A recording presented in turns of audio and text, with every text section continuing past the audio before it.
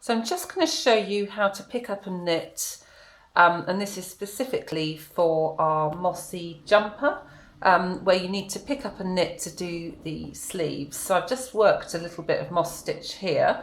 So if you imagine that this bit here is the edge where we're picking up for the sleeves. So you've got your right side facing, and then hopefully what you've done at the edge of all your rows is you slipped the first stitch. It doesn't matter if you haven't, but if you have, you'll get a nice neat edge like this. So first of all, you want to put your needle just in that first corner there, as far to the edge as you can get it. So I'm just going to put the needle in there, and you can see that I'm sort of going through, it's a bit like crochet here, a bit like a crocheted edge. So I'm going underneath that V there. Then you get your yarn, leave a little bit of a tail so you can sew it in later, and you literally just pull the yarn through. Again, that's a bit like crocheting. So you've just got a loop. That's all you've got, nothing else, just a loop. Now then you go into the next V, if you see. So the next hole, which is there, go in and just wrap your yarn round as if you're knitting and pull the stitch through.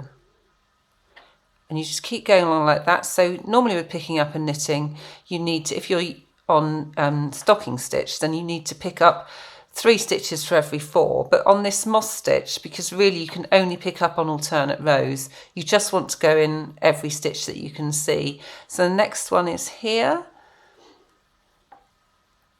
and then here. And if you can see, just trying to show that it's just basically one under every one of those V's. It's every hole that you get in your knitting you can go in. So the only option for the next stitch is there, so we're going there.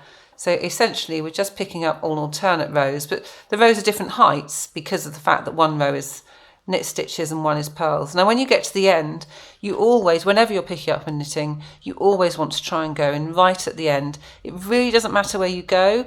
So I'm just going to work out where here, and I'm going to go in there just so that I've got one stitch right at the end there.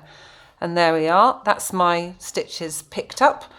And then for the next row, you'd just turn over and you'd start knitting from there. There we are.